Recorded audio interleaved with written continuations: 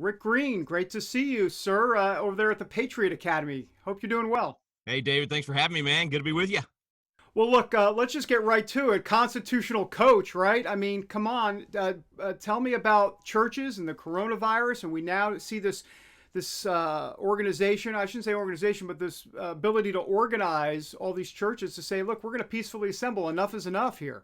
What's your sense about whether or not the tide is turning here and churches are really starting to wake up to all this?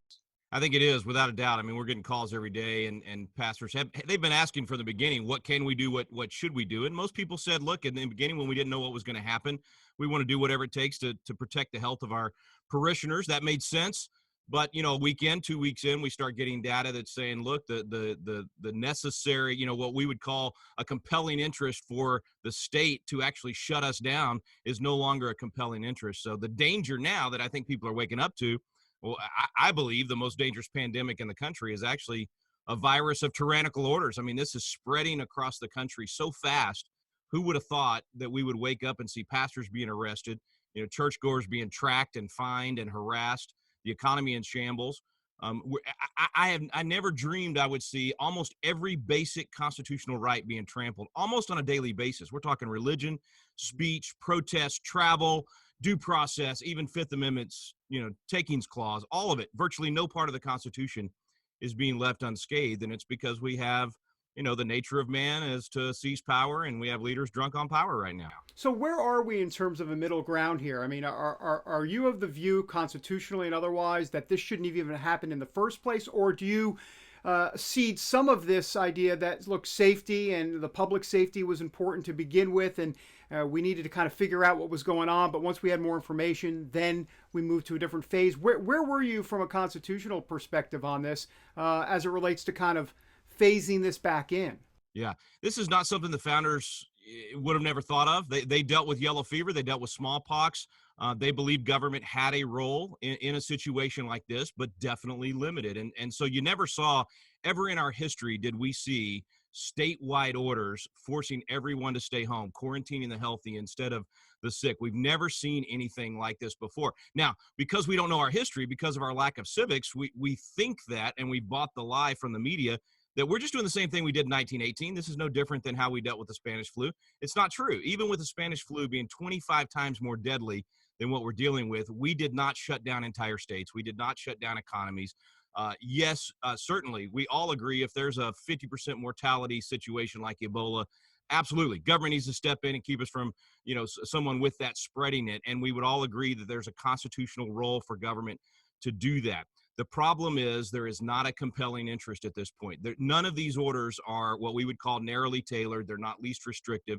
They're just broad-based, and therefore they are violating our constitutional rights. So I come from the perspective of, even in the beginning of this, I started making videos on, Constitution and the quarantines. What's constitutional, what's not, how far can government go? We've never gone this far. I don't think there's any doubt that the courts, and they're already slapping it down. I mean, we're seeing judge after judge say this is the very definition of tyranny. You can't tell a church not to meet when you're letting Walmart meet. Pastors can exercise as much common sense as the manager at Walmart is. We've said from the beginning, yes, it's a dangerous disease. Yes, people are dying, but that's no different than other diseases and other situations we faced in the past. So, I mean, C.S. Lewis got it right. Let's not fool ourselves by the novelty of our situation, thinking that something like this has never happened before. Our response to this is something that's never happened before, at least in U.S. history. So let me understand what you're saying. You're saying a narrower, tailored approach based on state to state from a federalism standpoint would be at least palatable to a degree, depending on what it says. Yeah, I mean, let's just back up for a second here and say who has authority, right? Who has constitutional authority to deal with a pandemic? And I think President Trump's done a fantastic job. He has not overstepped federal power. He even with a lot of people calling on him to do so, he's refused to nationalize and do all these things that some people wanted him to do. He did not have the constitutional authority to do so, and I'm glad he stayed within his boundaries and restrained. A lot of bully pulpit stuff, but not actually placing these orders. So we need to be very clear. It is not the feds that has caused this situation. It is definitely state and local government.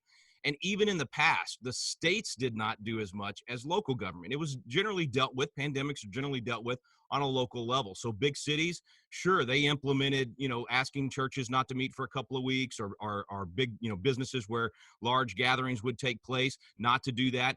And typically we've always been compliant with that sort of thing when you see a major threat. But this business of saying no one can go to work unless we deem you to be essential, when they start deciding the winners and losers, when they start applying things different to different groups depending on who they think should be able to go to work or to meet, that's when you run into real constitutional problems. So, Rick, are you suggesting that something nefarious is going on with some of these leaders, or you're from a government perspective, or are you're basically saying, look, I don't trust any of these people, and Right. why trust them even more in this case?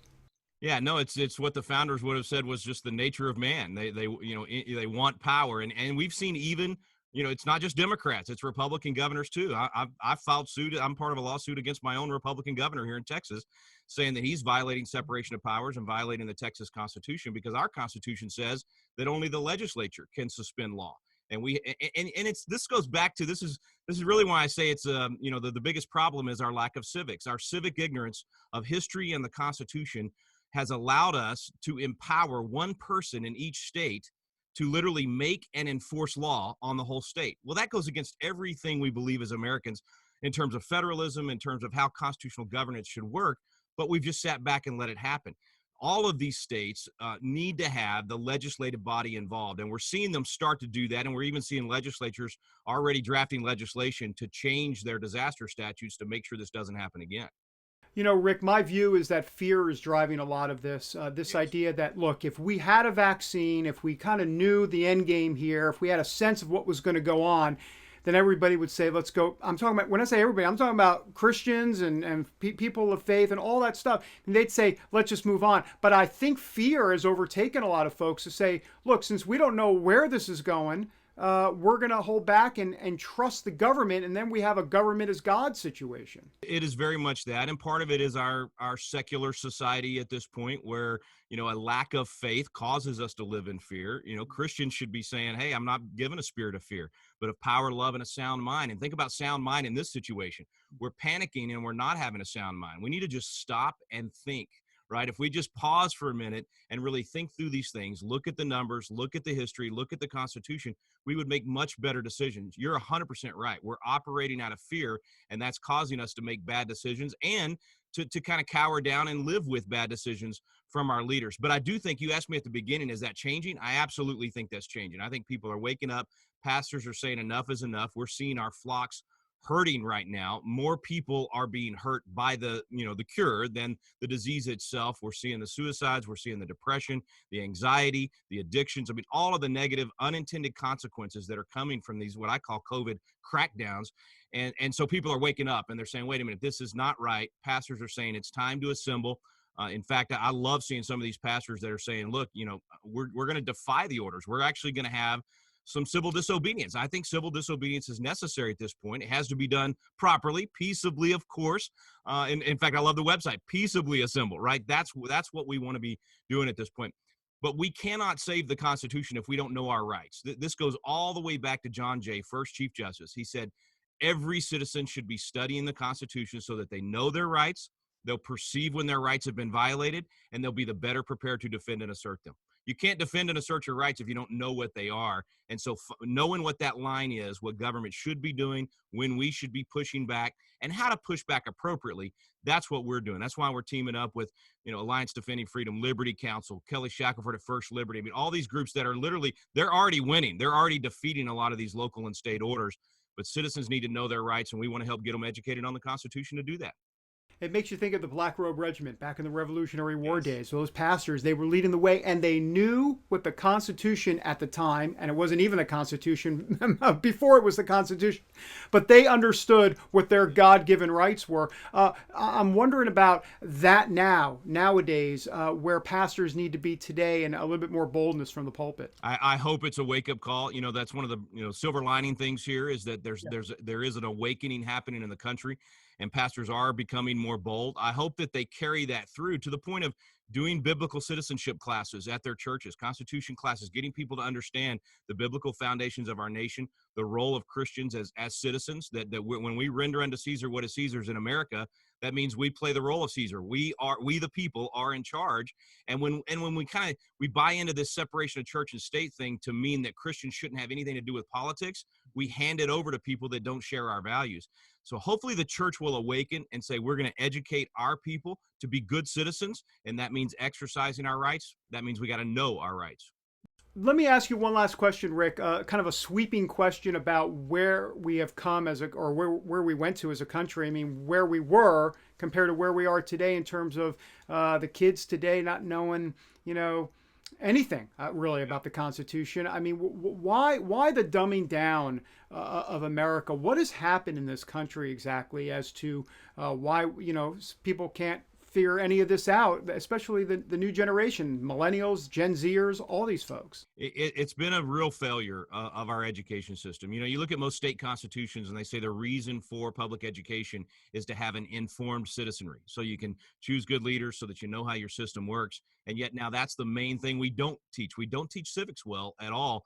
I was actually talking to my wife last night about which vitamins to take and all of those things. You want to boost your immune system. Well, no virus can get a hold of your body if your immune system is super strong. In the same way as a culture and a society, we won't have bad government if we have strong civics. That's our immune booster. We need better civics in our country. And if our education system is not going to do it, we have to do it. That's why we do constitutioncoach.com, is to teach every citizen how to be a good citizen, what are their constitutional rights, and then every citizen needs to be empowered to do the same. They need to be sharing with friends and family and teaching them. This is not complicated stuff. It's kind of like we need Schoolhouse Rocks from decades ago. We need that on steroids right now. We need to just come back and teach those basic civics, and that's what we're doing. We make it fun. When we teach the Constitution, David, we do it in the room where the Constitution was framed. I actually filmed our Constitution class in Independence Hall. And the reason for that is to bring history to life. This stuff isn't boring. And people that have never thought about what are my constitutional rights or how do I defend and assert them, they're thinking about it right now. That's the good thing. We've got to wake up to civics right now, and hopefully the church will lead the way in that, and pastors are going to lead the way by opening up, being sensible. David, I don't think any of us, one of the things that really bothers me right now is this narrative that some people are the left is trying to paint of churches that want to open as being like, snake handling, don't believe in science, crazy Christians out there that are just going to try, kill their people. That is so false. That is not happening. All of these pastors are taking precautions. They're social distancing. They're doing whatever is best for their particular church. They love their people. They want to take care of them. But they know that the church is needed and that we should not be forsaking the fellowship together, that we need to be gathering, and that the Constitution allows them to do that. Let me ask you one last question before we wrap up. The danger zone here. Look, churches open up, and all of a sudden, what if the headlines become that there are indeed many, many cases, that outbreaks at churches that we're doing the smart thing? And there's a danger zone here at least from a PR perspective, maybe not a constitutional one.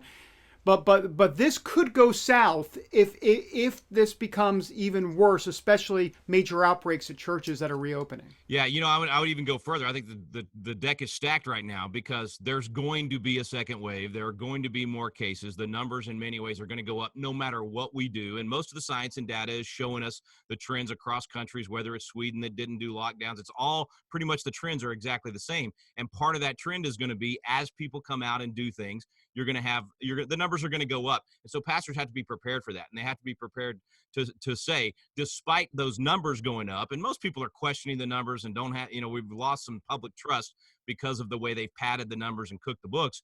But I think we fully have to expect that. The good thing is that the data and the science from the beginning, from the Diamond Princes to even now, almost all of the numbers are staying consistent and staying the same. And if you will protect the most vulnerable, then we're not going to see the problems that people are most afraid of. But we need to zero in like a laser beam. The action and the protection needs to be on those that are most vulnerable, not on those who, the kids and the other areas that we're seeing healthy people. 99% chance this thing's not even going to bother them.